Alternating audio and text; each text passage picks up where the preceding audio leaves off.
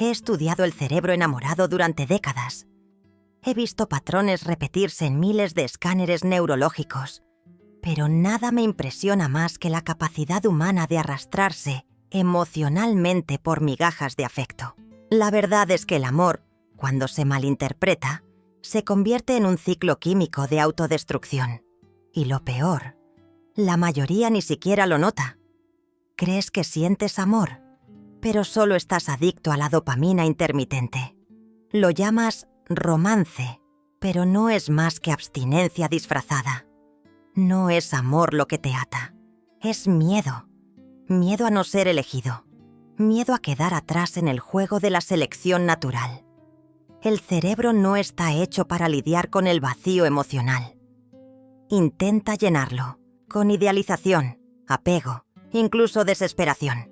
Pero el cuervo no mendiga, observa, espera, entiende que si tiene que suplicar, ya perdió. Sobrevive porque no se deja consumir. Hoy te lo voy a mostrar, no con consejos vacíos, sino con neurociencia, con evolución, con todo lo que tu cerebro necesita escuchar, aunque tu corazón intente negarlo. Porque al final, no se trata de a quién amas, se trata de cómo tu cerebro aprendió a amar mal. Si hasta ahora solo tienes dudas sobre lo que pasa en la mente de un hombre, allí vas a encontrar respuestas claras y científicas. Vas a descubrir qué lo hace ignorarte, qué dispara el deseo y qué provoca que se enamore de verdad. Todo explicado, paso a paso. Accede en el primer enlace de la descripción o en el comentario fijado. El error ancestral de mendigar afecto a lo largo de la evolución. El ser humano aprendió a asociar el afecto con la supervivencia. En las primeras etapas del desarrollo social, ser querido significaba ser protegido.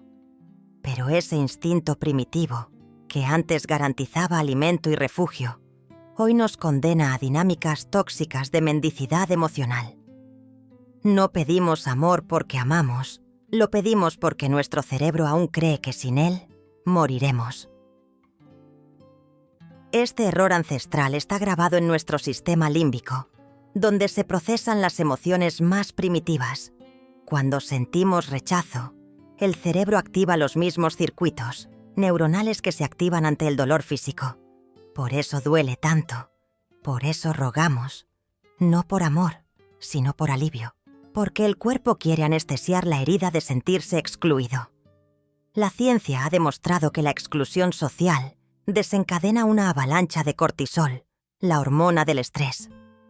Esa química nos desorienta, nubla la razón y nos hace creer que, si insistimos un poco más, si nos mostramos más disponibles, seremos finalmente vistos. Es una trampa evolutiva. Cuanto más suplicamos, menos valor transmitimos. Y el otro lo percibe, aunque no lo diga. Mendigar afecto es negar nuestra propia biología más inteligente.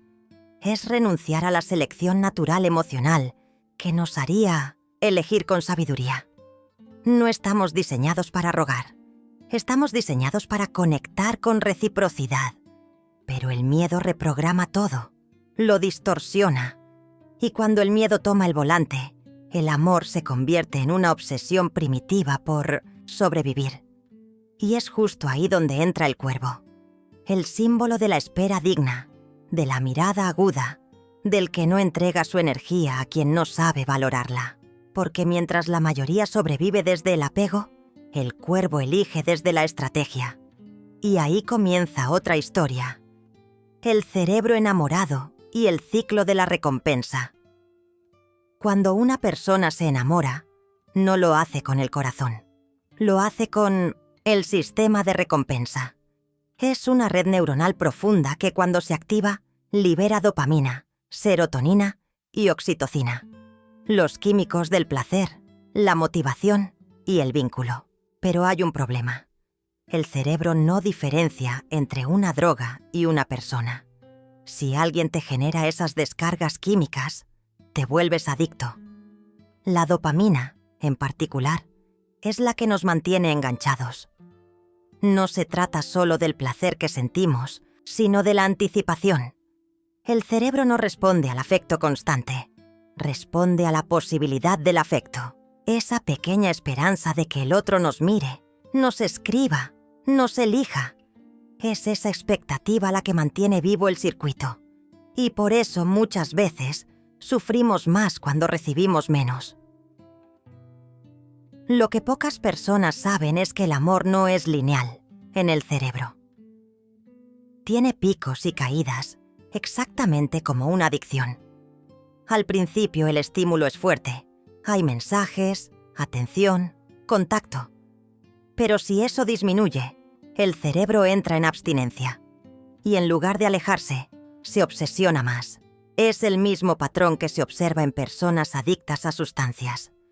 Cuanto más escasea la dosis, más intensa es la búsqueda. Ese ciclo de recompensa se vuelve una prisión invisible. Nos hace interpretar la indiferencia como desafío, la ausencia como romanticismo y la frialdad como misterio. Pero no es real. Es solo el cerebro distorsionado, buscando repetir la sensación inicial de euforia. Y en ese intento, perdemos el juicio, la dignidad y el tiempo. Por eso el cuervo no entra en este ciclo. No se ilusiona con migajas. No cae en la trampa de la dopamina aleatoria.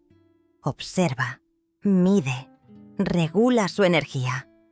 Porque el cuervo no busca recompensa, busca equilibrio. Y ese equilibrio es el que el cerebro enamorado, cuando está desregulado, no puede encontrar. El apego como adicción neuroquímica. Hay una confusión peligrosa que nos persigue desde la infancia. Creer que el apego es sinónimo de amor. Pero, en términos neuroquímicos, el apego, especialmente el inseguro, funciona como una droga emocional. Y no cualquier droga, una que activa múltiples sistemas al mismo tiempo. Oxitocina, dopamina y vasopresina crean una fórmula adictiva que no quiere conexión real. Quiere alivio. El apego ansioso, por ejemplo, surge cuando el cerebro anticipa pérdida o abandono. Ante la mínima señal de distancia, se dispara una cascada de químicos que nos empujan a buscar cercanía a toda costa. No importa si nos hacen daño, si nos ignoran o si no hay reciprocidad. El cerebro, confundido, solo quiere restablecer el vínculo para calmar el dolor. Este patrón es tan fuerte que incluso después de una ruptura, el sistema límbico puede seguir activando recuerdos positivos, ignorando deliberadamente las señales de abuso o indiferencia. Es como si el cerebro estuviera dispuesto a editar la historia con tal de obtener otra dosis de esa química vincular. Y lo peor, cuanto más rechazo se experimenta, más se refuerza el ciclo. Los estudios en neuroimagen han mostrado que las personas con apego intenso activan las mismas áreas cerebrales que los adictos en abstinencia. Esa ansiedad no es emocional, es bioquímica. Por eso se vuelve tan difícil dejar a alguien, incluso sabiendo racionalmente que no nos conviene. La razón no vence a la dopamina. El amor no vence al hábito. El cuervo no cae en ese juego. Su vínculo no depende de la carencia.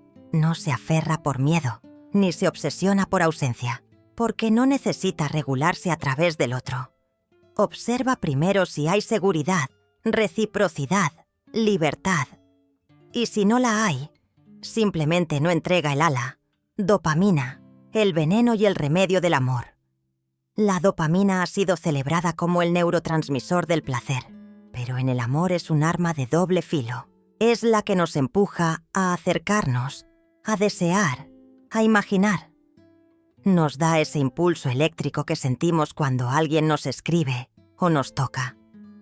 Pero también es la culpable de que volvamos a quien nos ignora, de que esperemos respuestas que nunca llegan y de que convirtamos la indiferencia en esperanza. El problema no es la dopamina en sí, sino cómo el cerebro la interpreta. El amor no produce dopamina de forma constante. Lo hace en picos, especialmente cuando el estímulo es intermitente. Esa imprevisibilidad crea un refuerzo mucho más poderoso que cualquier estabilidad. Lo incierto se vuelve irresistible. Y es ahí donde el amor se parece peligrosamente al juego. En experimentos con animales, se ha demostrado que una recompensa aleatoria, una que no se puede predecir, genera mayor liberación de dopamina que una recompensa fija. Lo mismo ocurre en relaciones humanas. Cuando alguien nos da señales confusas, el cerebro responde con más deseo. No porque haya amor, sino porque hay desequilibrio. Y eso es adictivo. La dopamina también tiene memoria. Guarda cada pequeño momento de placer y lo reproduce una y otra vez, especialmente cuando hay ausencia. Esa repetición se convierte en obsesión. Recordamos lo bueno, minimizamos lo malo, reescribimos la historia, no por ingenuidad, sino por necesidad química. Es un ciclo cerrado que solo se rompe con conciencia. El cuervo no juega este juego, no responde a la dopamina errática, no espera migajas para activarse. Se mueve con precisión, con claridad, no porque no sienta, sino porque sabe que el verdadero poder está en no ser esclavo del deseo. Y eso cambia todo. El síndrome del cuervo herido. Lo que revela realmente, hay quienes viven con el ala rota sin siquiera notarlo. Siguen amando desde la herida, volando bajo, acercándose a lo que no les sostiene. Ese es el síndrome del cuervo herido. Una metáfora biológica de quienes, tras una experiencia de dolor afectivo, modifican su forma de vincularse. No por elección, sino por defensa. Porque una vez que el cerebro registra el amor como amenaza, lo buscará con miedo. Las personas con este patrón repiten una danza silenciosa. Se acercan, se entregan rápido, esperan señales intensas. Y cuando no las reciben, retroceden con el ala temblando. Pero no se van, se quedan orbitando, observando, rogando con la mirada lo que no se atreven a pedir con palabras. Es una forma de mendigar sin hablar, una súplica emocional que el cuerpo traduce en ansiedad, insomnio y agotamiento. Desde la neurociencia esto se explica por una hiperactivación de la amígdala cerebral, el centro del miedo. Cada nueva relación activa memorias implícitas de rechazo, aunque la persona actual no tenga la culpa. El cerebro herido generaliza, sospecha del amor, lo vigila, lo somete a prueba. Y en ese estado, el vínculo deja de ser natural y se convierte en un sistema de alerta constante. Lo más paradójico es que este tipo de cuervo suele ser brillante, sensible, perceptivo.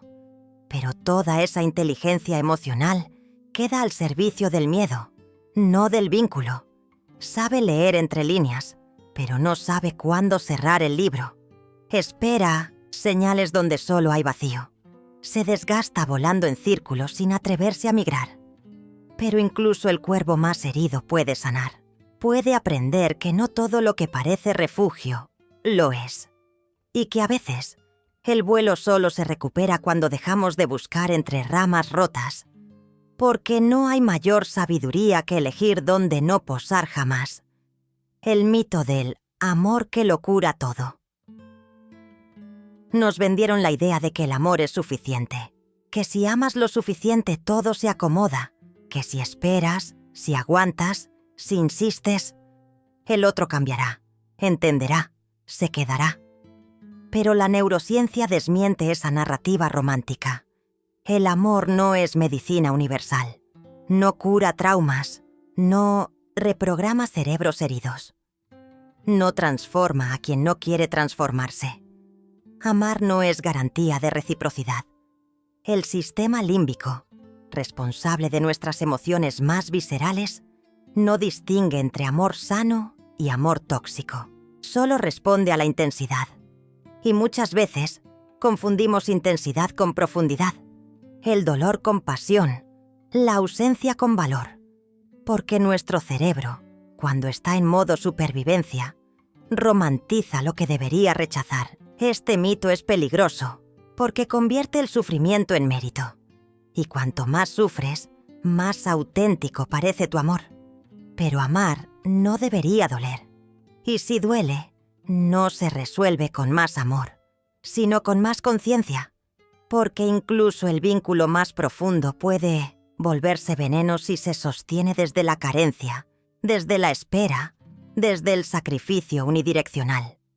El amor como cura es una ilusión social, una herencia cultural que contradice lo que la biología demuestra.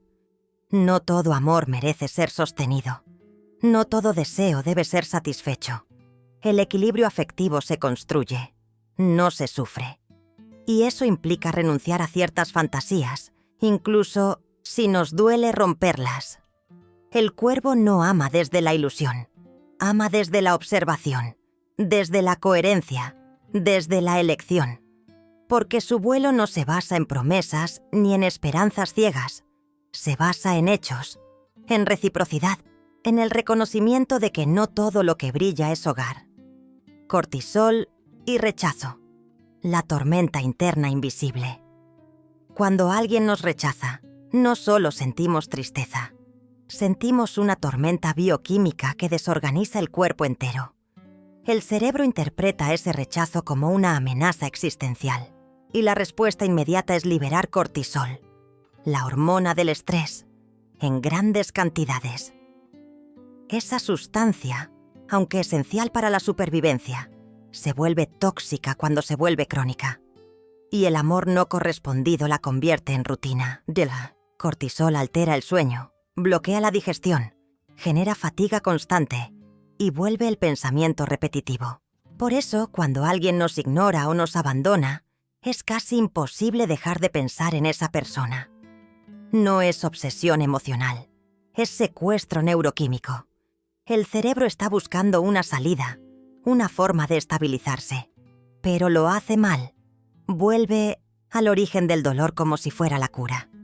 Lo más irónico es que cuanto más cortisol circula, más vulnerables nos volvemos.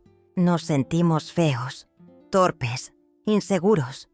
Comparamos, idealizamos, sufrimos en silencio. Y entonces buscamos validación en la misma fuente que nos lastima. Es un círculo vicioso donde cada intento de alivio profundiza la herida. Lo que era un rechazo se transforma en identidad. Empezamos a creernos indignos. Esta tormenta interna muchas veces no se nota desde fuera. Seguimos trabajando, saliendo, sonriendo. Pero por dentro, el sistema nervioso está en guerra. El corazón acelera, el estómago se cierra, la piel reacciona. Todo el cuerpo grita lo que la boca calla. Estoy desequilibrado.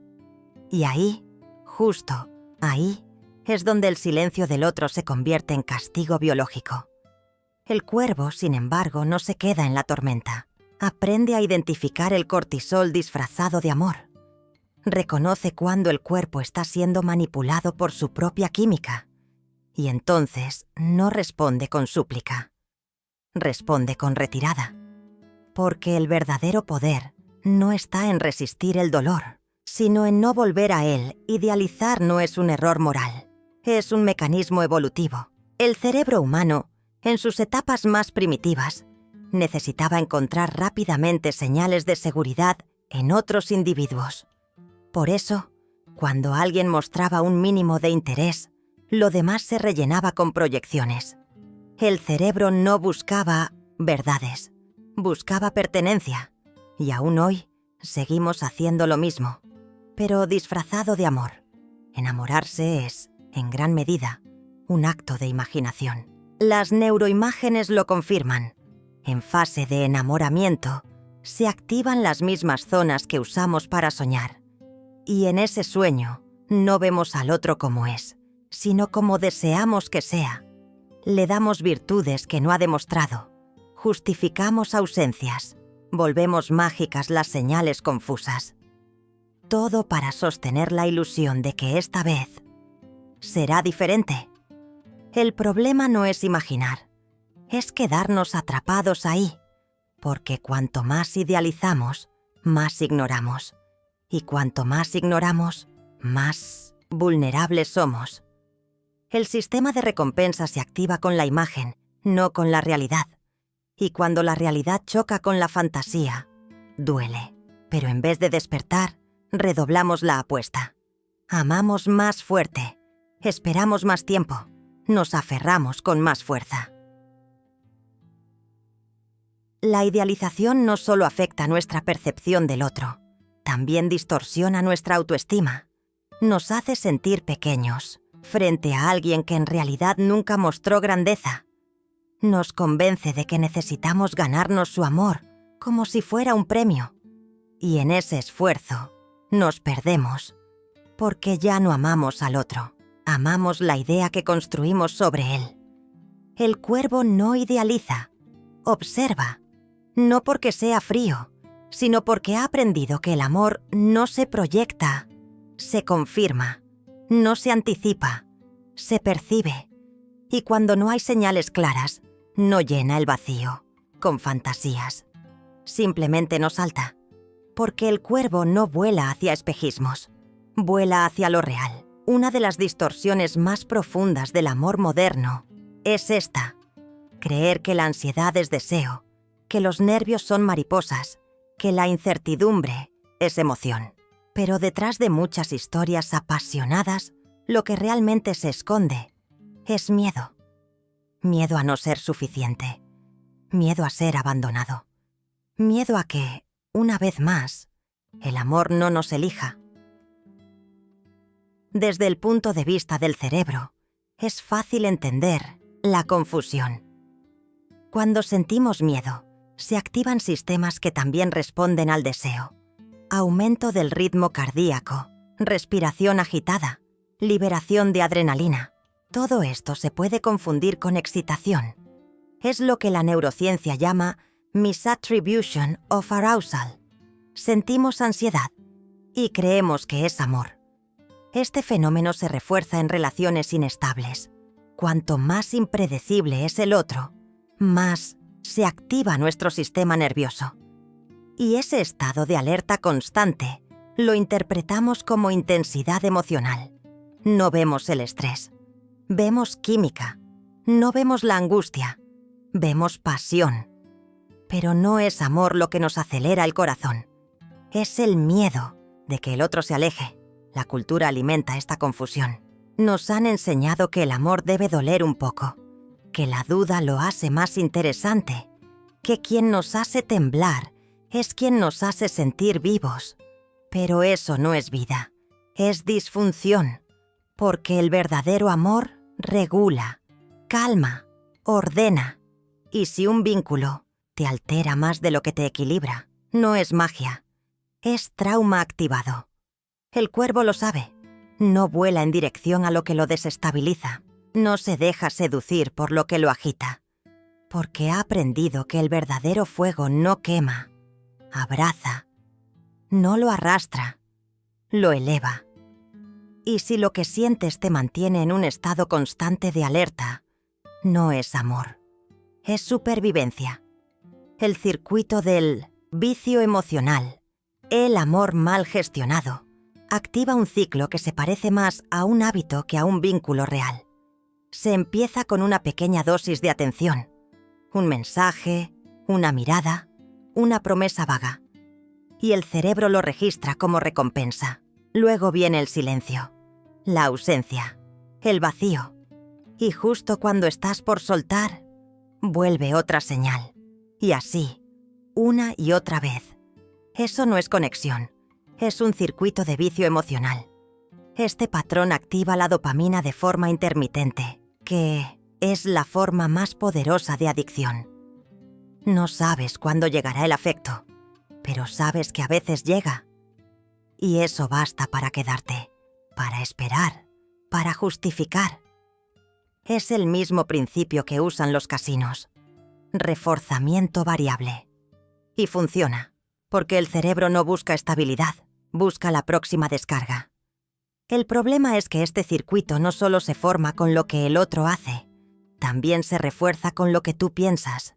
Cada recuerdo, cada esperanza, cada fantasía activa los mismos caminos neuronales que el contacto real.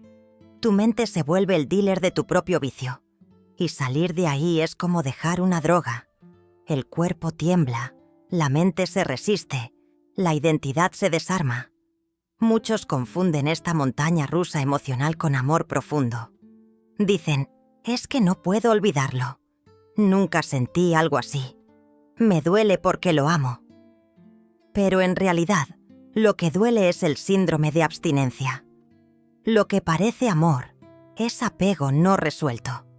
Lo que parece conexión es solo un hábito químico que necesita romperse para que el verdadero amor tenga espacio.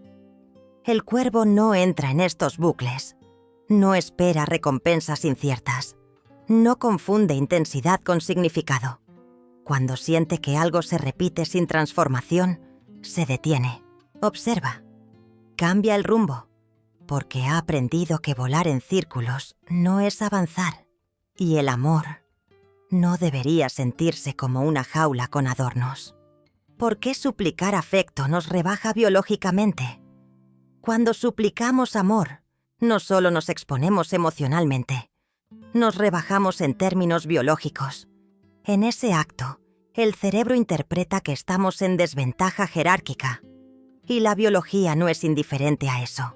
Nos hace sentir pequeños, inadecuados, vulnerables. Lo que parece una simple muestra de interés o intensidad es, para el sistema nervioso, una señal de sumisión. Desde la perspectiva evolutiva, los seres humanos evalúan inconscientemente el estatus emocional de los demás. Pedir afecto constantemente activa en el otro la percepción de que estamos en posición inferior. Y eso, aunque no se diga, se siente. La atracción disminuye. El respeto se erosiona. La balanza se desequilibra. No porque el otro sea cruel, sino porque la biología responde al lenguaje no verbal. El cuerpo lo sabe antes que la mente. Postura encorvada, mirada ansiosa, tono suplicante. Todo eso comunica necesidad. Y la necesidad no atrae, espanta, porque el amor, para ser sano, necesita libertad. Pero cuando uno suplica, el otro se siente presionado, y lo que podría haber sido conexión se convierte en carga. A nivel neuroquímico, la insistencia también altera el equilibrio. El exceso de dopamina sin respuesta genera frustración. El cortisol sube, la autoestima baja, y poco a poco, el cerebro empieza a relacionar el deseo con la humillación. Esa asociación queda grabada, y aunque logres olvidar a esa persona, repites el patrón con la siguiente. Porque no fue solo una historia, fue una programación. El cuervo no suplica, no porque no sienta, sino porque ha entendido que el valor no se negocia, que el amor que exige mendicidad nunca será digno, y que el alma, igual que las alas, no se arrastran, se extienden solo ante quien sabe verlas. El paradoxo de la escasez. Menos afecto, más obsesión. Lo que más nos atrapa no siempre es lo que más nos da. Al contrario, cuanto más escaso es el afecto, más lo desea el cerebro. Es una trampa perfecta, porque el sistema de recompensa no responde a la abundancia, responde a la expectativa. Y cuando alguien aparece y desaparece, cuando da y retira, cuando ofrece poco, se vuelve adictivamente fascinante. Este fenómeno tiene explicación neurológica. Cada vez que el afecto se vuelve intermitente, se activa una liberación intensa de dopamina. No porque recibimos amor, sino porque creemos que podríamos recibirlo en cualquier momento. Es ese casi lo que nos engancha, lo que nos hace quedarnos. Porque el cerebro detesta los finales. Prefiere las pausas, las dudas, los tal vez. La escasez también magnifica el valor percibido. Si alguien nos presta atención solo de vez en cuando, el cerebro lo interpreta como algo raro, valioso, difícil de conseguir. No evalúa la calidad real del vínculo, evalúa la frecuencia. Y cuanto más raro es el gesto afectivo, más importante se vuelve. Aunque nos dañe, aunque no haya reciprocidad. Este es uno de los motivos por los que muchas personas no logran soltar vínculos tóxicos. No están atrapadas por el amor, están atrapadas por la intermitencia, por el estímulo aleatorio que las mantiene activas emocionalmente. Y cada vez que reciben una mínima señal, el sistema se reactiva, como un experimento de laboratorio, como una adicción medida en dosis exactas de desinterés. El cuervo no se deja llevar por la escasez, no interpreta la ausencia como deseo, no convierte la indiferencia en misterio. Entiende que lo que aparece y desaparece no es amor, es confusión. Y el amor, cuando es verdadero, no confunde, clarifica, ilumina, no deja huecos que el alma tenga que rellenar con ansiedad. Oxitocina. Cuando el vínculo se convierte en prisión. La oxitocina es conocida como la hormona del amor. Se libera cuando abrazamos, cuando hacemos el amor, cuando nos sentimos seguros con alguien. Es la responsable de generar la sensación de apego y de conexión profunda.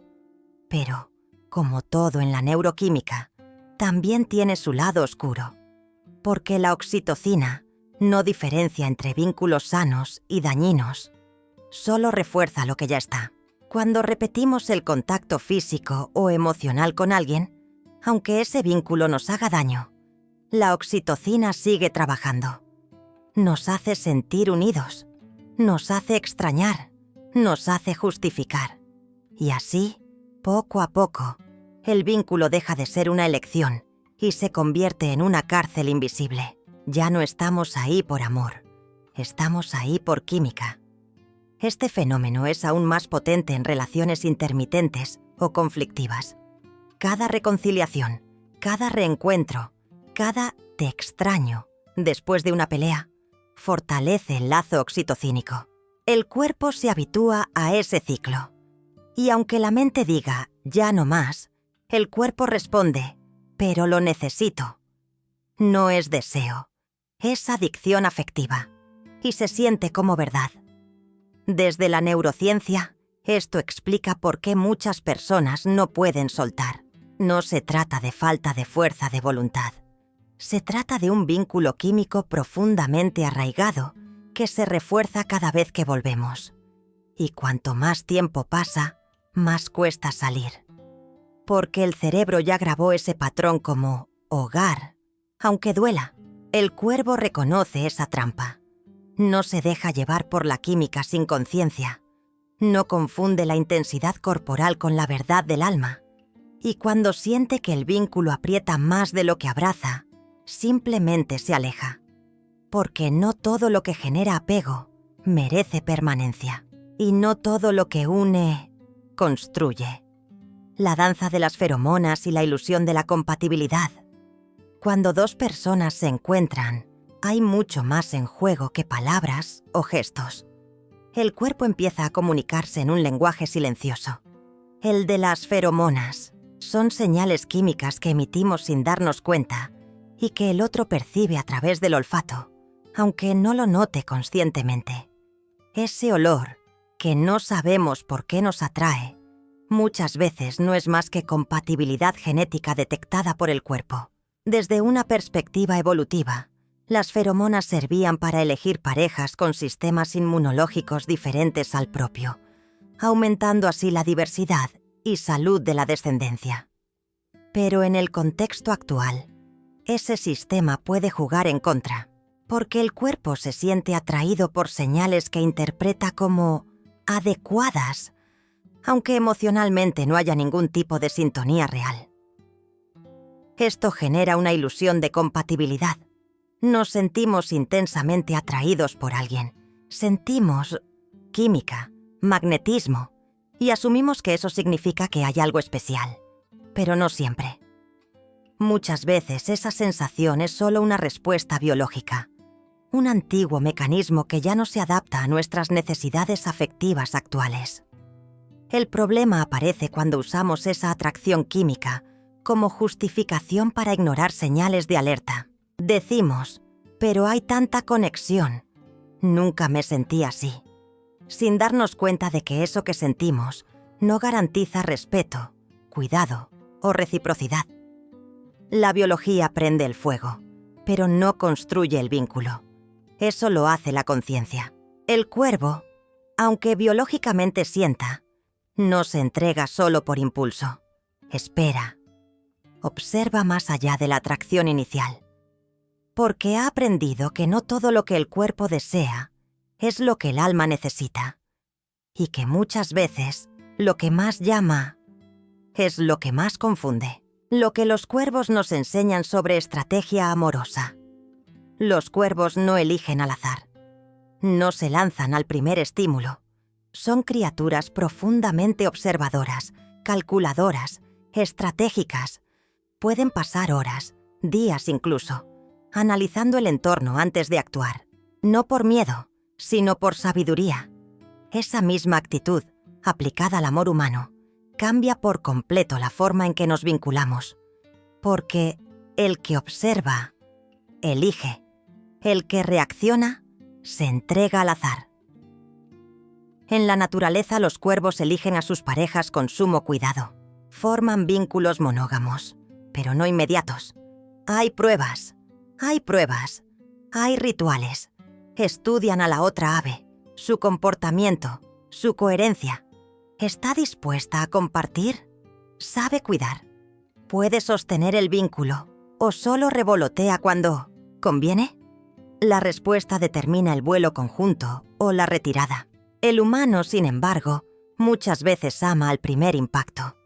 Confunde química con compatibilidad, presencia con compromiso, deseo con entrega.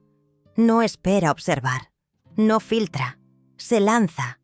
Y al lanzarse sin estrategia, cae en patrones repetidos de decepción. Pero no porque el otro no era, sino porque nunca lo conoció realmente. Solo vio lo que necesitaba ver.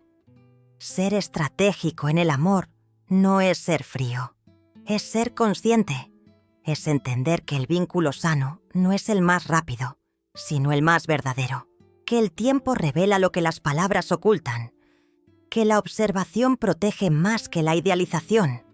El que ama como cuervo no evita el amor, lo honra, porque entiende que elegir a alguien es también elegir en qué tipo de mundo emocional se quiere vivir. El cuervo no busca llenar un vacío, busca compartir un vuelo. Y si la otra ala no sostiene, si el ritmo no acompaña, si el horizonte no se alinea, no fuerza, no suplica, no insiste. Cambia de dirección, porque la estrategia del amor no está en convencer, está en saber cuándo no entrar. La inteligencia social de la espera-esperar no es pasividad, no es resignación. Es una forma refinada de inteligencia social. En un mundo donde todos responden al impulso, quien sabe esperar, observa mejor, elige mejor, se protege mejor. En el amor, la espera consciente es una estrategia que revela más que cualquier confesión, porque lo que alguien hace mientras tú esperas, dice todo. Desde la neurociencia, la espera regula el sistema nervioso.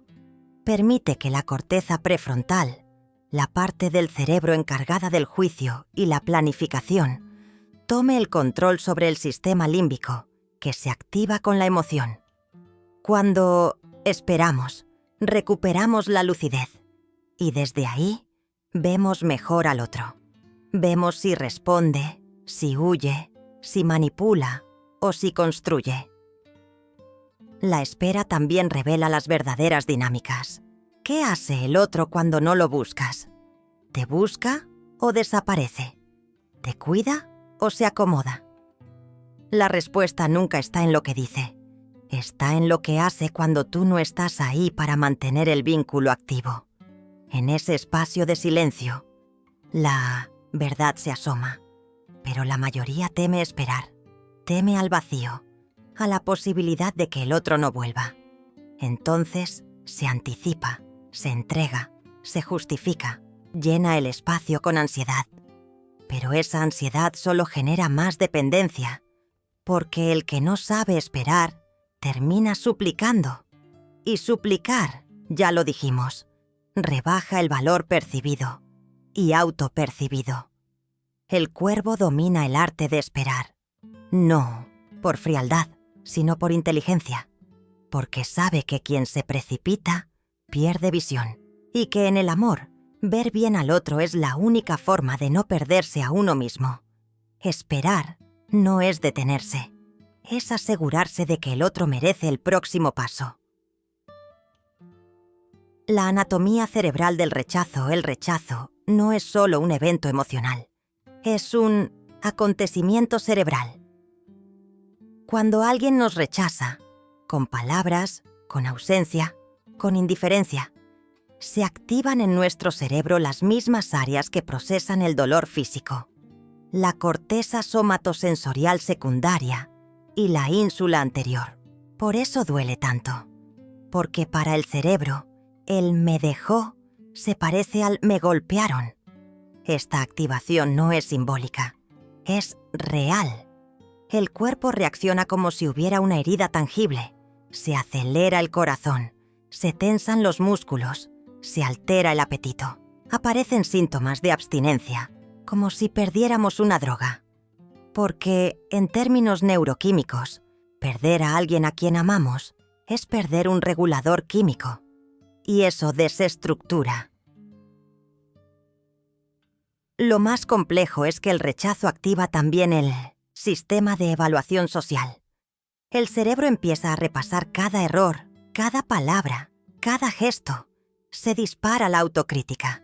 Y ese proceso puede volverse obsesivo. Ya no solo duele el rechazo. Duele todo lo que creemos que hicimos para merecerlo. El dolor se convierte en narrativa. Y la narrativa en condena. Este tipo de procesamiento también deja huella. Si no se elabora, el cerebro incorpora el rechazo como patrón y lo anticipa en relaciones futuras. Empieza a ver peligro donde hay calma. Empieza a huir del afecto por miedo a volver a sentirse descartado. Y así se construyen los vínculos evitativos, los miedos al compromiso, la desconfianza crónica. El cuervo, cuando es rechazado, no se rompe, se reconfigura, no se queda en la escena del golpe, vuela más alto para observar la experiencia completa, porque sabe que el rechazo dice más del otro que de su propio valor.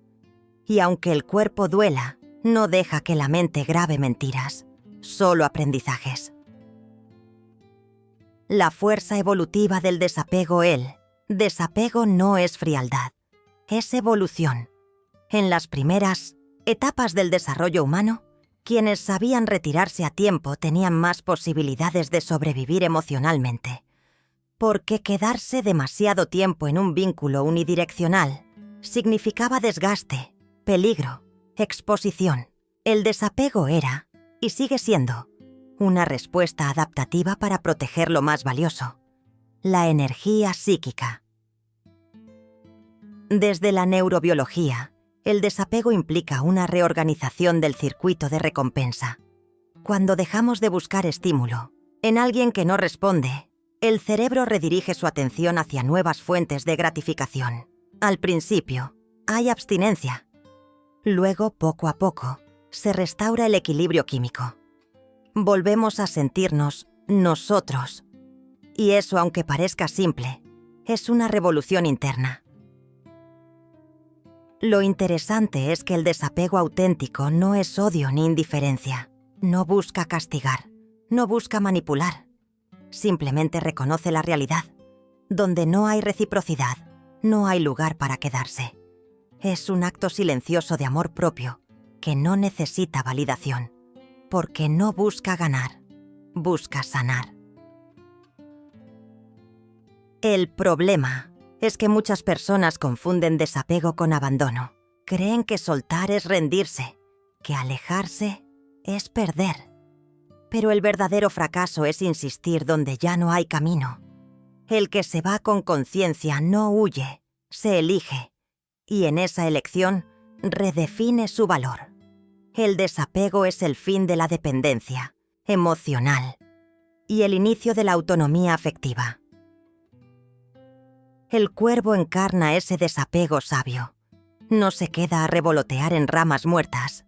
No prolonga la espera donde ya no hay vuelo compartido. Su retirada no es derrota, es inteligencia emocional en acción, porque ha comprendido que la vida, como el amor, no se sostiene en lo que se fuerza, sino en lo que fluye. ¿Por qué persigues a quien te evita? El cerebro humano tiene una programación antigua. Lo que se escapa interesa más. Es un sesgo evolutivo. Aquello que se muestra difícil, raro o esquivo, activa el sistema de recompensa con más intensidad. Por eso, cuando alguien nos evita, no siempre lo interpretamos como desinterés. A veces, lo sentimos como desafío, y eso genera una persecución emocional que no tiene nada que ver con el amor.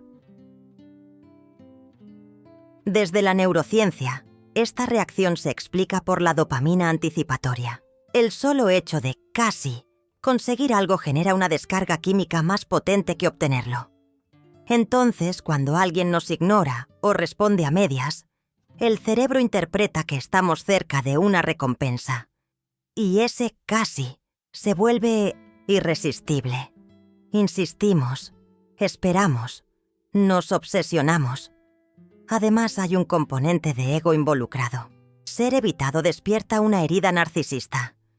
¿Por qué no me elige? ¿Qué tiene el otro que yo no?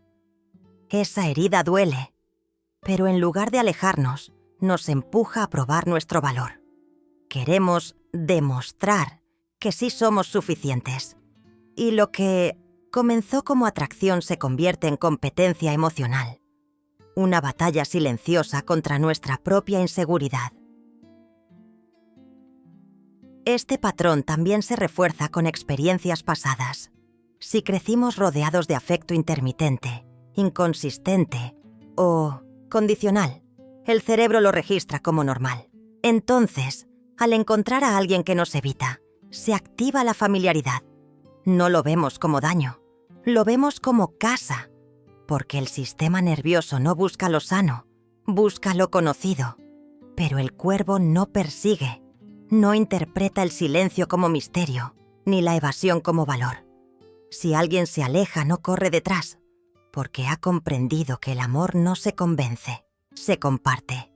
Y si el otro no está, simplemente no es. Porque perseguir es volar con el ala rota, y el cuervo solo vuela entero.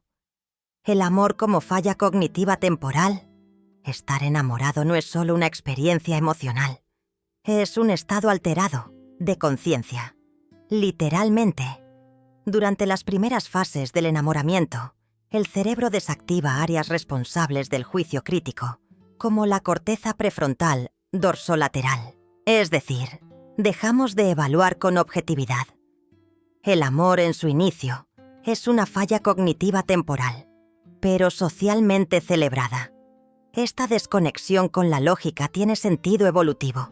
Si viéramos al otro tal como es desde el principio, tal vez no iniciaríamos el vínculo. Por eso el cerebro apaga ciertos filtros. Y lo que queda es una idealización casi infantil. Vemos al otro como perfecto, necesario, único. Es un delirio químico, pero aceptado, incluso aplaudido. El problema aparece cuando esa fase se prolonga más de lo necesario, o cuando la realidad empieza a golpear y el cerebro no quiere soltar la ilusión. Ahí se genera una disonancia cognitiva. Sabemos que algo no está bien, pero lo justificamos, negamos, postergamos, sostenemos una historia a pesar de las pruebas. Porque aceptar la verdad sería aceptar que estuvimos ciegos, y el ego no lo tolera fácil. La neurociencia lo demuestra. Incluso después de rupturas, muchas personas siguen activando en sus cerebros las zonas vinculadas al deseo y la recompensa. Aunque haya distancia, aunque haya daño, porque la ilusión no se rompe con hechos, se rompe con tiempo, conciencia y repetición de nueva información. Hasta que el sistema nervioso lo entienda, el amor sigue activo. El cuervo, en cambio, ama con el sistema encendido. No se deja cegar por la euforia. No entrega todo al primer vuelo. Ama con los ojos abiertos, con el juicio intacto, con las alas listas tanto para quedarse como para irse. Porque el amor, para el cuervo, no es una caída, es una elección lúcida. Cómo el trauma moldea tus elecciones románticas. No elegimos a quien amamos desde la libertad total. Lo hacemos desde la historia, desde las heridas, desde los patrones emocionales que nos formaron. El trauma, especialmente el relacional, tiene la capacidad de moldear nuestras decisiones afectivas sin que lo notemos. No buscamos lo que nos hace bien, buscamos lo que nos resulta familiar, incluso si duele. El cerebro traumatizado no quiere paz, quiere coherencia con su herida. Por eso muchas veces las personas que más nos atraen son aquellas que replican dinámicas del pasado: desapego, abandono, frialdad emocional. Las reconocemos sin saberlo. Nos hacen sentir algo. Pero no es amor. Es activación traumática. Es la esperanza inconsciente de reescribir una historia antigua. Esto se llama repetición traumática. Y no ocurre por masoquismo, sino por necesidad neurológica. El sistema límbico busca cerrar lo que quedó abierto. Y entonces, cuando aparece alguien que se parece al pasado, aunque no lo identifiquemos con claridad, el cuerpo responde: aquí hay algo que resolver. Y entramos. Una vez más. Como si esta vez el final pudiera ser distinto. Pero no lo es. Porque el trauma no se resuelve repitiendo el escenario. Se resuelve con conciencia, con distancia, con nuevas experiencias. Mientras el patrón esté activo, las elecciones seguirán siendo las mismas. Y lo llamaremos destino. Lo llamaremos alma. Pero es solo el pasado gritando desde adentro. El cuervo no elige desde la herida. Observa sus impulsos, reconoce sus sombras, rompe ciclos. No porque no sienta atracción, sino porque ha aprendido a diferenciar lo que le enciende de lo que le sana. Y cuando el corazón quiere volver al dolor disfrazado de amor, el cuervo lo abraza, pero no lo sigue. El apego ansioso bajo la mirada de la neurociencia SEL. Apego ansioso no es una etiqueta psicológica, es una experiencia neurobiológica. Quien lo vive no solo siente miedo a perder al otro, lo experimenta como una amenaza real, corporal. El sistema nervioso se activa en modo defensa. El corazón se acelera, la respiración se entrecorta, los pensamientos se vuelven obsesivos. El cuerpo no está esperando amor, está esperando sobrevivir. Este tipo de apego se origina en las primeras relaciones vinculares, donde el afecto fue intermitente o impredecible. El cerebro aprendió que el amor viene y se va, que hay que ganárselo, que puede retirarse sin aviso. Entonces, cuando aparece una nueva conexión, ese recuerdo implícito se activa. No importa si la persona actual es estable. La ansiedad no escucha razones, solo responde a memorias. Desde la neurociencia, el apego ansioso implica una hiperactivación de la amígdala cerebral, junto con una menor regulación desde la corteza prefrontal. Es decir, se siente mucho, se piensa poco, todo se interpreta como señal, todo se analiza como peligro. Y esa hiperlectura del vínculo lo agota, lo distorsiona, lo sabotea. No porque no haya amor, sino porque el miedo se interpone. Lo más doloroso es que este patrón se autorrefuerza. Cuanto más miedo sentimos, más nos acercamos. Cuanto más nos acercamos, más sentimos que dependemos. Y cuanto más dependemos, más vulnerables nos sentimos ante la posible pérdida. Es un círculo vicioso. Y romperlo requiere más que voluntad. Requiere reeducar el sistema nervioso. El cuervo, ante este tipo de activación, no responde con urgencia. Se detiene, se regula, se pregunta si el vínculo realmente lo sostiene o solo lo activa. porque ha entendido que el amor que acelera el corazón, pero no calma el alma, no es hogar, es hábito. Ser invisible activa los mismos circuitos que el dolor físico. Hay rechazos silenciosos que duelen más que las palabras duras. Ser ignorado, no ser visto, no existir en la mirada del otro. Ese tipo de indiferencia activa en el cerebro los mismos circuitos que se encienden ante una quemadura o una herida. No es metáfora, es literal. La neurociencia lo ha demostrado. La invisibilidad emocional duele como un golpe. La corteza cingulada anterior, que se enciende ante el dolor físico, también se activa cuando alguien nos excluye. Por eso, cuando no responden un mensaje, cuando no nos incluyen, cuando nos tratan con frialdad, el cuerpo reacciona. Sentimos una punzada en el pecho, una opresión, un malestar. Pero como no hay agresión directa, dudamos de lo que sentimos, lo minimizamos. Lo más perverso de esta forma de rechazo es que nos deja sin referencia externa. No hay una pelea, ni un cierre, ni un argumento. Solo el silencio. Y eso hace que el dolor se vuelva interno, que empecemos a culparnos. ¿Hice algo mal? ¿Dije algo que molestó? La falta de respuestas nos deja solos con el castigo biológico del abandono. Además, el cerebro busca sentido, y como no lo encuentra, lo inventa. Rellena los vacíos con hipótesis, con suposiciones, con historias. Eso agota, porque no solo duele el rechazo, duele la confusión, duele no saber, duele la ausencia sin explicación. Y mientras tanto, el sistema nervioso sigue encendido, como si algo urgente estuviera por resolverse. El cuervo no permite ese tipo de despersonalización.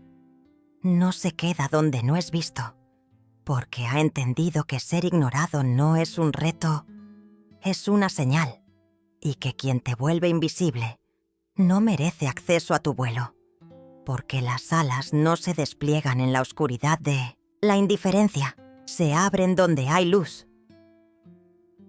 ¿Por qué la ausencia crea narrativa? Cuando alguien se va, no solo deja un vacío, deja un escenario abierto que el cerebro intenta llenar.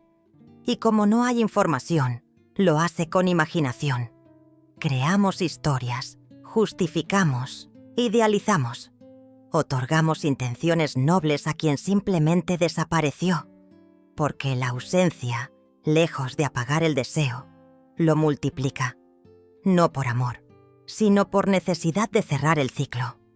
La neurociencia lo explica claramente. El cerebro humano odia lo incompleto. Sufre con la incertidumbre. Entonces, cuando no hay respuestas, activa el circuito narrativo. El mismo que usamos para construir relatos, novelas, sueños. Solo que esta vez lo aplicamos a alguien real, a quien no está, a quien no explica, a quien ya no elige estar. Ese vacío de información es fértil para la distorsión. Empezamos a recordar solo lo bueno, a editar los hechos, a convertir un gesto frío en una señal de sensibilidad, una ausencia en un acto de protección, un adiós en una pausa. El cerebro no busca verdad, busca consuelo, y lo fabrica como puede. Cuanto más tiempo pasa, más perfecta se vuelve la historia, porque ya no tiene confrontación. No hay nuevo material, solo repeticiones internas. Y cada vez que pensamos en esa persona, el cuerpo reacciona como si fuera real, como si todavía estuviera, como si aún quedara algo por decir.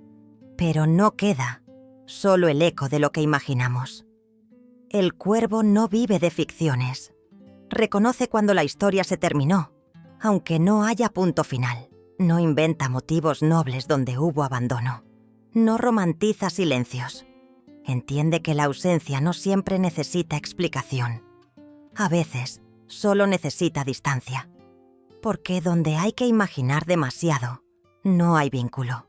Hay vacío. El cerebro no sabe diferenciar amor Y adicción, el amor, en su fase inicial, activa en el cerebro los mismos circuitos que una droga poderosa, especialmente los relacionados con la dopamina, la serotonina y la oxitocina. Esa mezcla nos hace sentir euforia, pérdida de apetito, insomnio, pensamientos repetitivos. Pero no es exclusivo del amor. Es lo mismo que experimenta un adicto en pleno consumo. Y el cerebro no sabe la diferencia. La neuroimagen lo ha confirmado. Enamorarse intensamente activa las mismas regiones que la cocaína. Literal.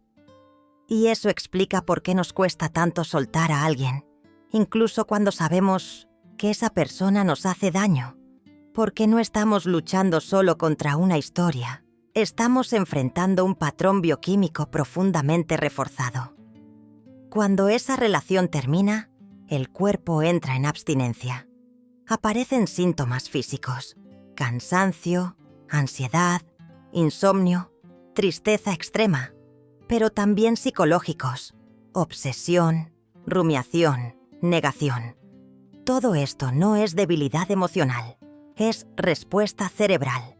El sistema nervioso no entiende que la persona se fue, solo entiende que falta la dosis. Esta confusión lleva a muchas personas a insistir, a volver, a tolerar lo intolerable. No porque amen, sino porque necesitan calmar el malestar. Es como volver a consumir, sabiendo que hará daño. Pero el alivio momentáneo es más fuerte que el dolor a largo plazo. Y eso convierte el amor en un ciclo de dependencia. El cuervo no se deja llevar por esa trampa química. Siente, claro, pero se observa, se regula, aprende a distinguir entre lo que lo eleva y lo que lo esclaviza, porque ha entendido que el verdadero amor no se parece a una adicción, se parece a una libertad compartida. Y si amar te encierra, no es amor, es hábito con disfraz de destino. Cómo la autoestima afecta tus neurotransmisores. La forma en que te ves a ti mismo no es solo un concepto psicológico, es también una experiencia química. La autoestima, o su ausencia, modifica la forma en que tu cerebro procesa el afecto, la recompensa y el rechazo. Cuando te sientes digno, tu sistema de dopamina responde con más equilibrio. Pero cuando te sientes insuficiente, todo estímulo externo se vuelve una validación desesperada. El cerebro con baja autoestima funciona con hipersensibilidad al entorno social. Interpreta señales neutras como amenazas. Una demora en responder. Un mensaje ya es motivo de angustia. Una mirada distraída se convierte en rechazo, porque el sistema límbico está condicionado a ver peligro en cada interacción. Y eso lo desgasta, lo hiperactiva, lo satura. En este estado, la dopamina ya no se libera como una respuesta natural al placer, sino como una inyección de alivio ante el miedo. No buscas amor, buscas aprobación. No deseas compartir, necesitas confirmar que no eres descartable. Y en esa dinámica te vuelves dependiente del otro para sentirte suficiente. Es una cadena invisible y muy difícil de romper. Lo irónico es que cuanto más buscas validación, menos atractivo resultas. El otro percibe esa carencia, aunque no lo diga, y se aleja. Y ese alejamiento confirma tu creencia de no ser suficiente. Así se refuerza el ciclo. Porque el cerebro no solo interpreta el presente, lo conecta con todas las veces que te sentiste así. Y cada experiencia se convierte en evidencia de tu narrativa interna. El cuervo no pone su valía en manos ajenas. No necesita ser elegido para saberse valioso. No espera aprobación para desplegar su vuelo. Porque ha comprendido que la autoestima no se construye con palabras bonitas. Se cultiva con decisiones que se honran a uno mismo. Y desde ahí, todo neurotransmisor se alinea con lo que realmente merece. La importancia biológica del silencio emocional, silencio no es solo una pausa. Es una señal, una respuesta, un mensaje que el sistema nervioso interpreta con claridad, aunque la mente quiera negarlo. Cuando alguien guarda silencio emocional, no valida, no escucha, no contiene, no responde. El cuerpo lo registra como amenaza y reacciona. Porque el cerebro necesita conexión para sentirse seguro, y el vacío lo enciende en modo alarma. El silencio constante en un vínculo genera disonancia neurobiológica. Por un lado, hay deseo. Por otro, hay desconexión. El sistema nervioso entra en una especie de cortocircuito. Busca calor donde solo hay ausencia. Y eso desgasta. Aparece el insomnio, el nudo en el estómago, la sensación de alerta permanente. No es exageración. Es biología relacional. Lo más peligroso del silencio emocional es que muchas veces lo justificamos. Está ocupado.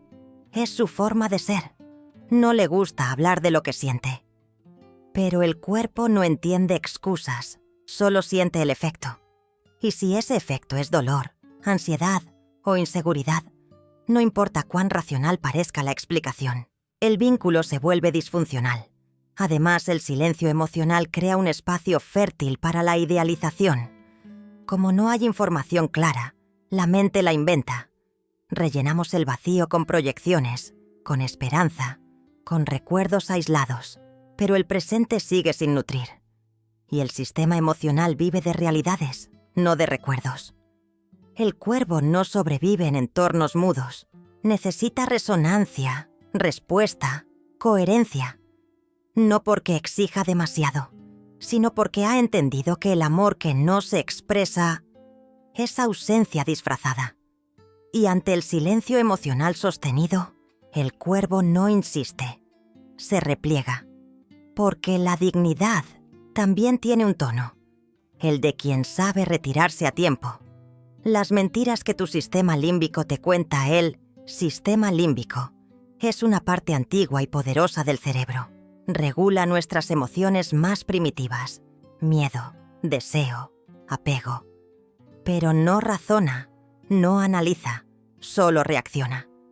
Y cuando se activa por una experiencia amorosa intensa, puede contarte historias falsas que sientes como verdad.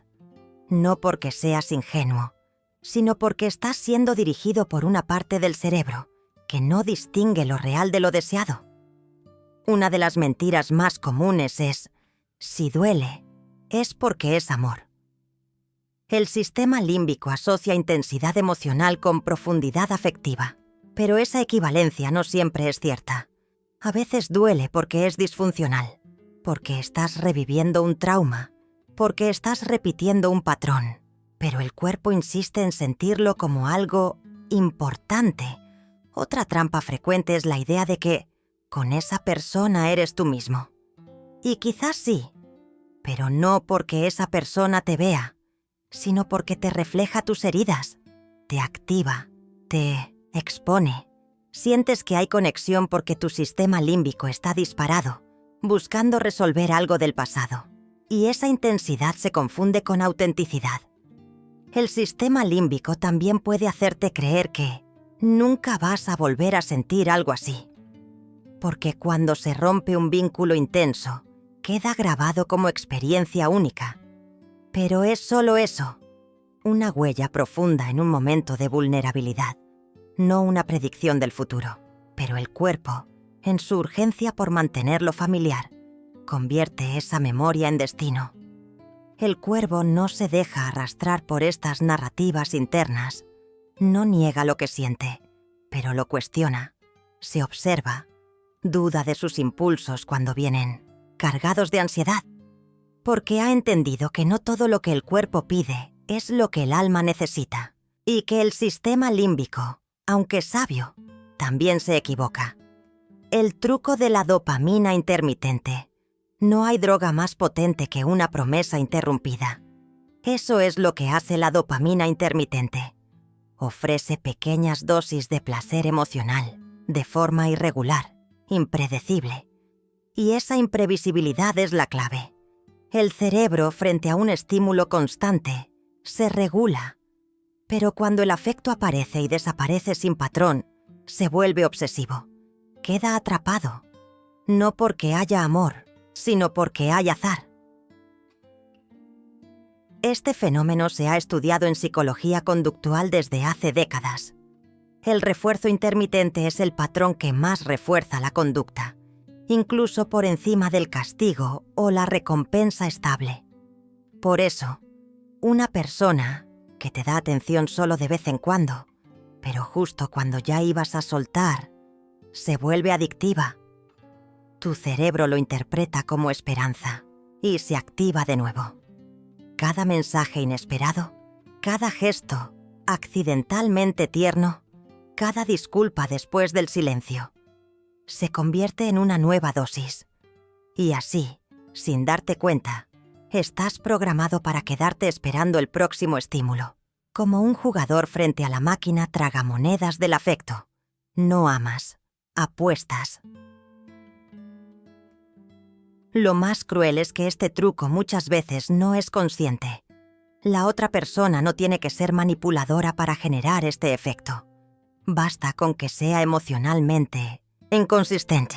Y tu cerebro, si no está bien regulado, hará el resto. Construirá ilusión, justificará ausencias, idealizará mínimos gestos. El cuervo no cae en ese ciclo. Reconoce la intermitencia como lo que es: desorden. No espera que lo quieran a ratos.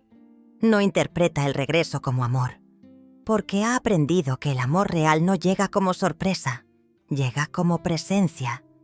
Y si hay que adivinar, no es vínculo, es juego. El efecto espejo en las relaciones tóxicas, el amor, cuando se mezcla con la herida, se convierte en un espejo distorsionado. No ves al otro como es. Te ves a ti mismo a través de cómo el otro te trata. Si te ignoran, sientes que no vales. Si te buscan, crees que ahora sí mereces. Esta dinámica es lo que la psicología llama efecto espejo emocional. Construyes tu identidad a partir del reflejo que el vínculo te devuelve. Este efecto se potencia en relaciones tóxicas, porque el vínculo no es constante ni sano, es confuso. Te acerca y te aleja, te sube y te deja caer, y en ese vaivén, tu autoestima baila al ritmo del otro. Si te abraza, te sientes completo. Si se aleja, te desarmas. Ya no eres tú, eres su reflejo. Y eso desgasta, desfigura, te borra. Neurológicamente, este proceso está mediado por los neuronas espejo, células que nos permiten empatizar, imitar y sentir lo que el otro siente. Pero en relaciones disfuncionales, esas neuronas pueden volverse armas contra ti. Captan la angustia del otro y la asumen como tuya. Perciben la frialdad y la traducen en desamor. Internalizas todo, incluso lo que no te corresponde. Lo más complejo es que esta distorsión emocional se vuelve identidad. Empiezas a actuar desde la carencia, desde la necesidad, desde la duda. El vínculo se convierte en una lupa que solo te muestra tus inseguridades. Y aunque intuyas que algo está mal, te quedas esperando que el reflejo cambie, que el otro te devuelva una imagen donde puedas reconocerte de nuevo. Pero el cuervo no se define por reflejos, se define por esencia. No espera que lo vean para saberse. No necesita espejos para volar, porque ha comprendido que quien te hace dudar de ti no te está mostrando amor, te está mostrando el límite donde debes cerrar el pico y abrir las alas. El instinto de supervivencia disfrazado de amor a veces no es amor lo que sentimos, es necesidad, supervivencia emocional. El cuerpo cree que si perdemos a esa persona, algo vital se rompe. No solo el vínculo, sino nuestra seguridad, nuestra identidad, nuestro equilibrio interno. Es una ilusión biológica. El sistema nervioso interpreta la pérdida afectiva como una amenaza existencial y activa todos los recursos para evitarla.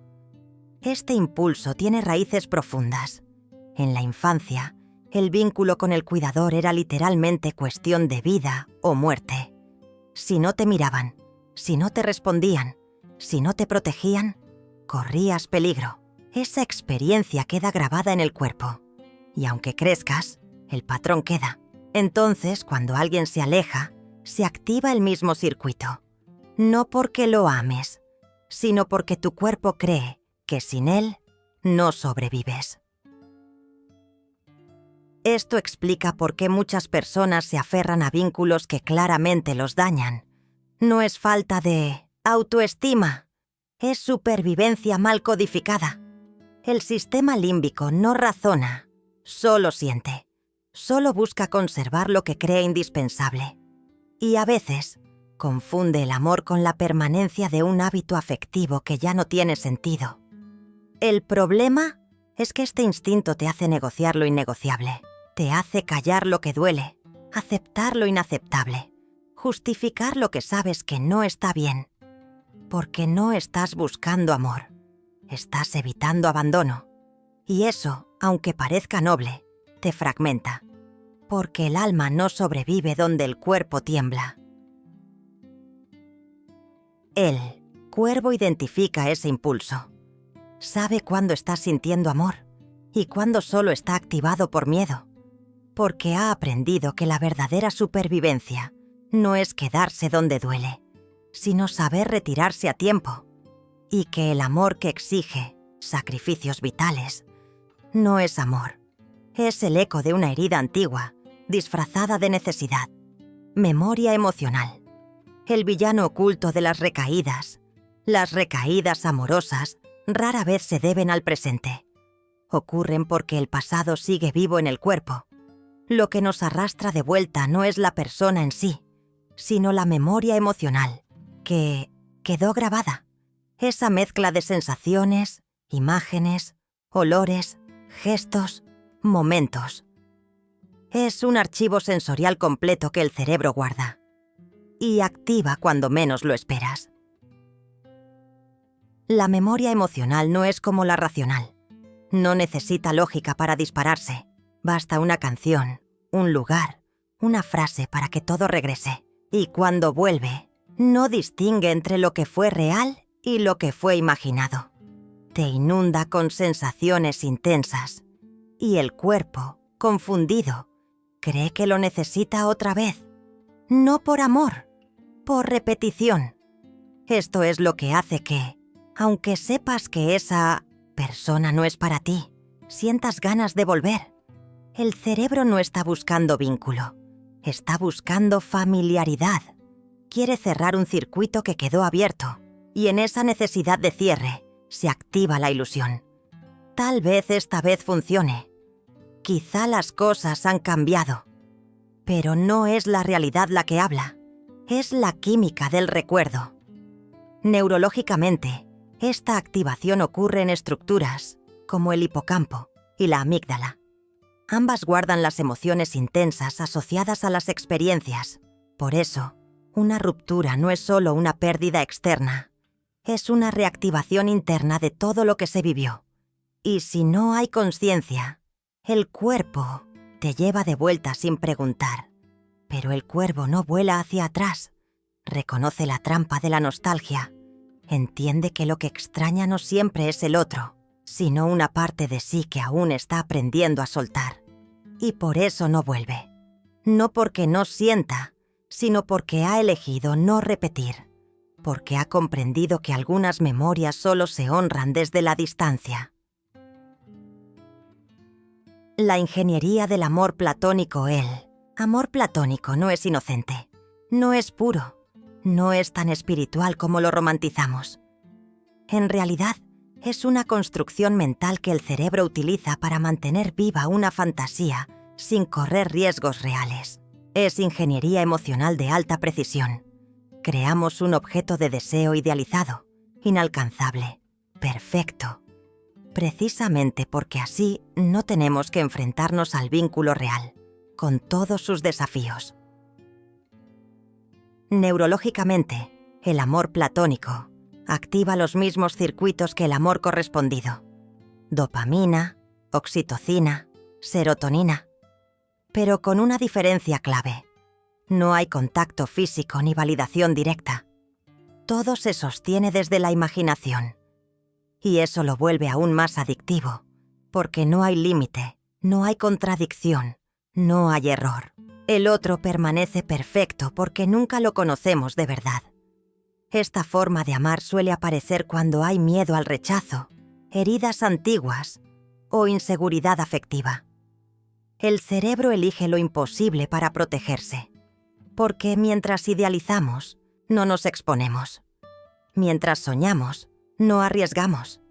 Y entonces, sentimos mucho, pero vivimos poco. Sufrimos en silencio una historia que solo ocurre en nuestra cabeza. El amor platónico también tiene una función psicológica. Nos permite proyectar lo que necesitamos. No amamos a esa persona. Amamos lo que creemos que esa persona representa. Es un contenedor simbólico de nuestras carencias, de nuestros anhelos. Y por eso, cuando se rompe la ilusión, duele tanto. No por el otro, sino por lo que nosotros pusimos ahí. Pero el cuervo no sobrevive de fantasías. Necesita tierra firme, mirada directa, realidad emocional. No se enreda en vuelos mentales donde no hay cuerpo, ni reciprocidad, ni tiempo compartido, porque ha aprendido que amar lo inalcanzable no es pureza, es evasión, y que el verdadero amor no se imagina, se construye. El lenguaje oculto de la indiferencia. La indiferencia no es neutralidad, es un mensaje, un acto que, aunque no se exprese con palabras, comunica con fuerza. Y lo que dice es claro: no me importas lo suficiente como para responderte. Puede doler leerlo, pero es lo que el sistema nervioso interpreta cuando el otro no muestra interés, no responde con calidez, no valida nuestra presencia. Y esa falta de resonancia es una forma de abandono. Desde la neurociencia sabemos que el cerebro humano está cableado para buscar señales sociales de aceptación, miradas, gestos, tono de voz. Todo eso regula nuestro sistema emocional. Pero cuando no hay respuesta, cuando todo es frío, distante o ambiguo, el cuerpo entra en un estado de estrés sutil pero constante. Se siente rechazado, aunque el otro no diga nada. La indiferencia también activa mecanismos de autodefensa psicológica. Empezamos a justificarnos. Quizá está pasando por algo. Quizá soy yo quien espera demasiado. Quizá no me di a entender. Nos culpamos. Nos explicamos. Pero la realidad sigue siendo la misma. Estamos siendo emocionalmente ignorados. Y eso, aunque parezca suave, erosiona profundamente la autoestima. Lo más complejo es que muchas personas usan la indiferencia como herramienta de poder. No para herir, necesariamente, sino para mantener el control, para no mostrarse vulnerables, para no asumir compromiso. Pero esa estrategia, aunque funcional en el corto plazo, destruye la posibilidad de conexión genuina. Porque donde no hay respuesta, no puede haber vínculo real. El cuervo no interpreta la indiferencia como un desafío. No busca ganarse la atención de quien no se la ofrece. No insiste, no se encoge. Porque ha entendido que el silencio emocional prolongado no es misterio, es desprecio camuflado. Y ante eso, el cuervo no se justifica, se va. Porque donde no hay eco, no hay vuelo posible. El papel de las neuronas espejo en la carencia. Las neuronas espejo son células cerebrales responsables de que podamos empatizar, imitar y conectar con los estados emocionales de los demás. Son las que nos hacen llorar cuando vemos a alguien llorar, o sentir incomodidad cuando alguien nos rechaza. Pero en los vínculos afectivos marcados por la carencia, estas neuronas pueden volverse en nuestra contra, porque en lugar de sentir al otro, terminamos absorbiéndolo. Cuando estamos emocionalmente dependientes, nuestras neuronas espejo se hiperactivan, Nos volvemos expertos en leer microgestos, silencios, cambios de tono. Captamos todo, pero no para comprender, sino para sobrevivir. Estamos atentos a cada detalle no por interés genuino, sino por miedo a perder la conexión. Y eso no es empatía, es vigilancia emocional.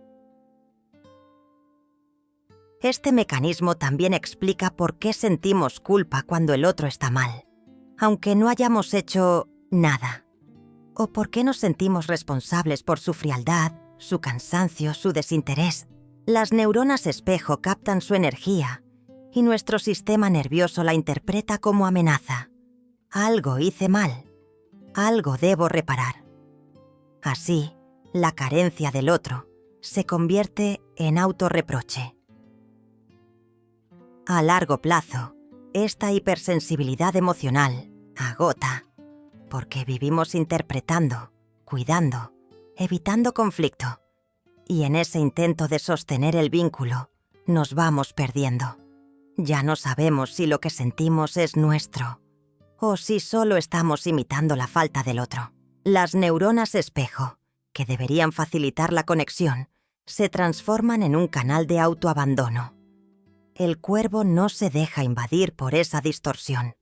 Percibe, sí, pero no absorbe. Distingue entre lo que es del otro y lo que es suyo.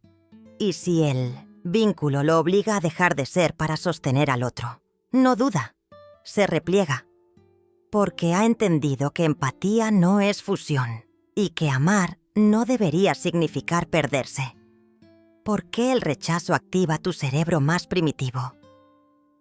El rechazo no solo duele emocionalmente, duele porque activa la parte más antigua y primitiva de tu cerebro, el sistema de defensa, esa zona que no sabe de lógica, ni de madurez, ni de vínculos conscientes. Solo reacciona. Y cuando alguien te excluye, te ignora o te deja, esa parte de tu cerebro interpreta que estás en peligro real, como si estuvieras siendo expulsado de la tribu en tiempos donde eso significaba muerte.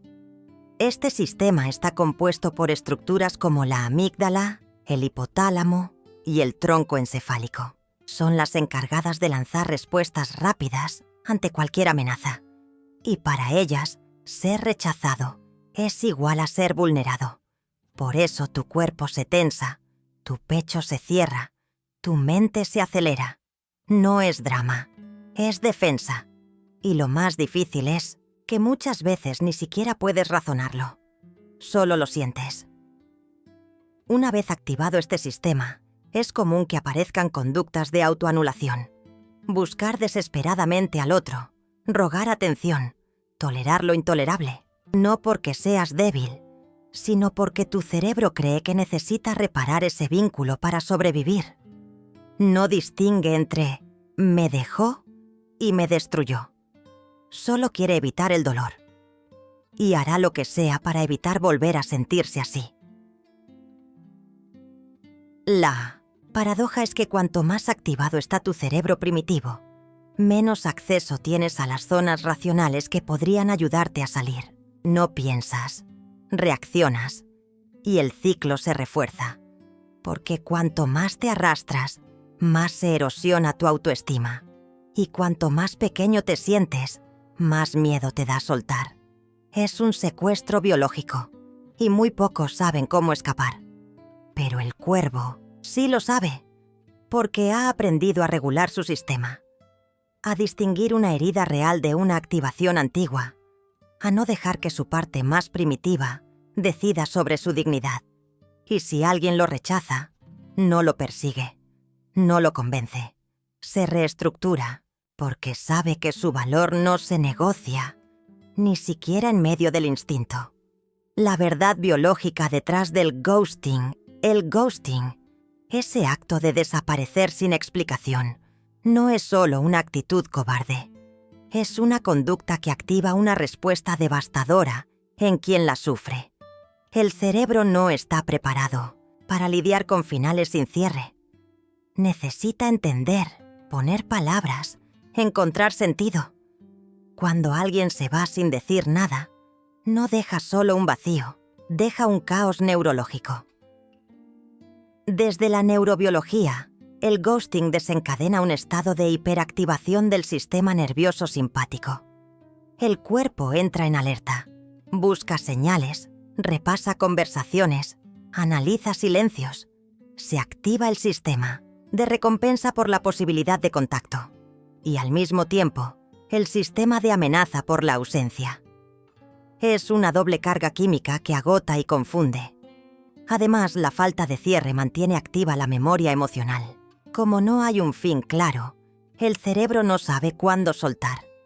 Vive en estado de espera.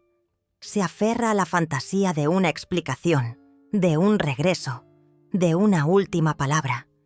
Y ese anhelo perpetúa la dependencia. El cuerpo queda enganchado a una historia que ya no existe, pero que nunca fue cerrada. Lo más cruel es que muchas veces la víctima del ghosting se culpa. Piensa que hizo algo mal, que algo en su forma de amar asustó al otro. Pero el ghosting no dice nada sobre tu valor. Dice todo sobre la inmadurez emocional de quien desaparece. Porque irse sin mirar a los ojos no es protección, es irresponsabilidad vincular.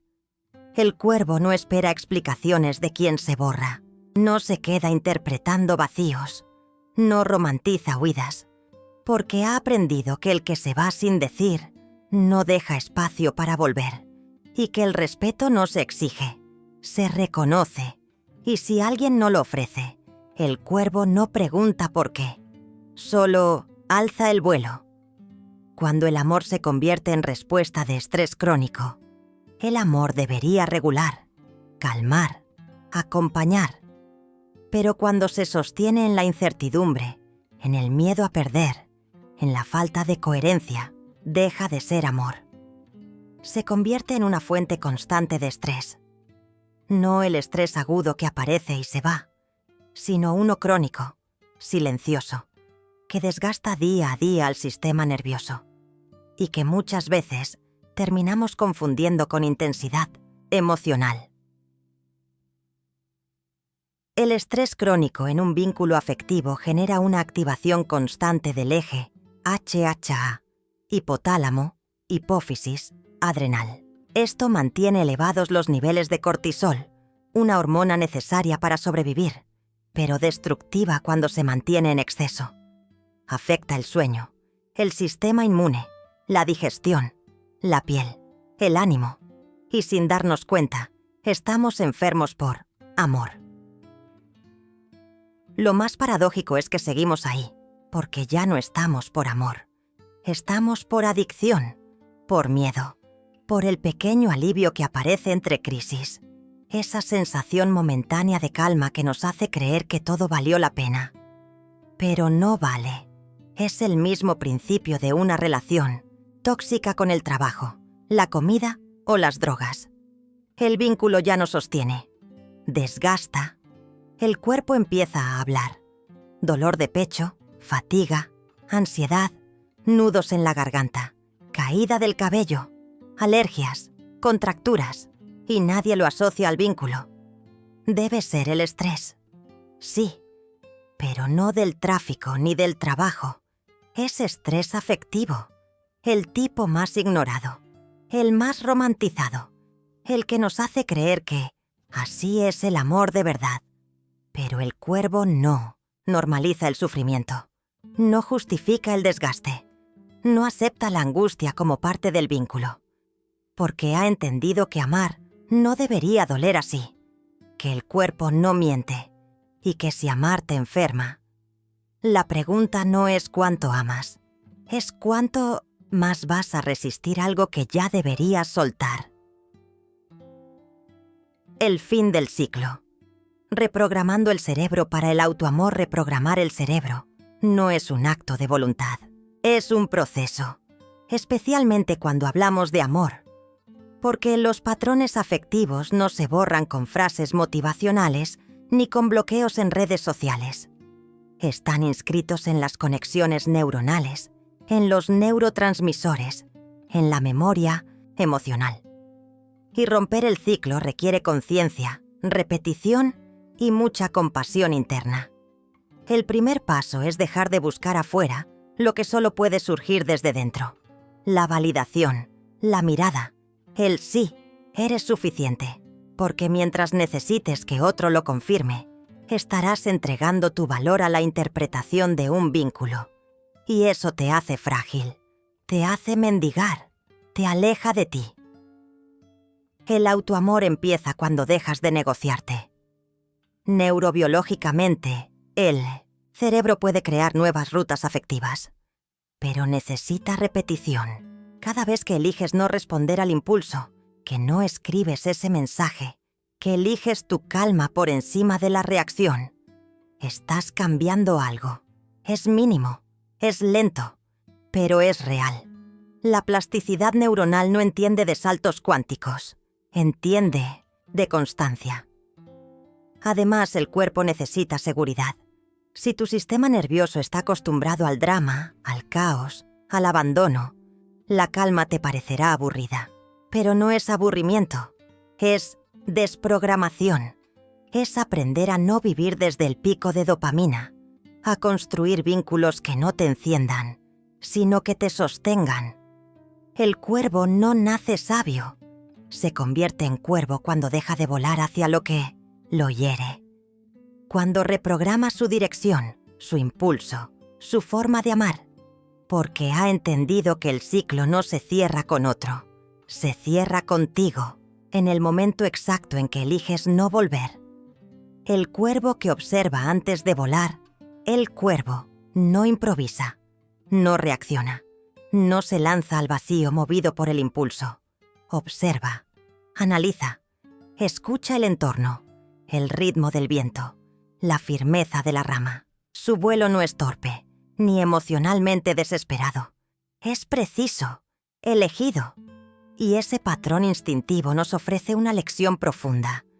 El amor no debería vivirse desde el hambre, sino desde la conciencia. En un mundo que premia la rapidez, la inmediatez, el entregar todo al instante, el cuervo resiste con su pausa, con su silencio inteligente, con su capacidad de mirar sin intervenir, de sentir sin arrastrarse, de evaluar antes de entregarse. No se cierra al amor, pero tampoco se entrega al primero que aparece, porque sabe que las alas son valiosas y no todos saben volar al lado. Esa pausa no es desconfianza, es sabiduría biológica. Es un sistema nervioso que ya no necesita correr detrás de nadie, que ya no busca cerrar heridas con cuerpos ajenos, que ya no proyecta salvación en vínculos inestables. El cuervo no espera que lo amen para saberse digno, ya lo sabe. Y desde ahí, todo lo que recibe es abundancia, no carencia. El amor vivido desde esa postura es otra cosa. No duele como antes. No exige sacrificios absurdos. No consume. Acompaña. Construye. Suma. Porque quien se elige primero ya no se pierde en los otros. Ya no negocia su paz por una promesa. Ya no confunde deseo con destino. Y cuando el cuervo finalmente decide volar, lo hace sin miedo. Porque su vuelo no busca ser validado, solo compartido. Y si no hay quien vuele a su altura, no se detiene, no baja, no se encoge, vuela solo, pero nunca vacío. Si algo de todo esto resonó en ti, es porque tu cerebro ya lo sabía. Solo necesitaba recordarlo. No naciste para suplicar. No naciste para rogar amor a quien no sabe darlo. El corvo lo entendió. Donde tengo que mendigar, no me quedo. Esa es la frase. Escríbela. Regrésala al cuerpo. Hazla vuelo, porque al final no se trata de quién te quiso o no. Se trata de lo que tú elegiste sostener. Y cuando decides dejar de volar en círculos, empieza la libertad.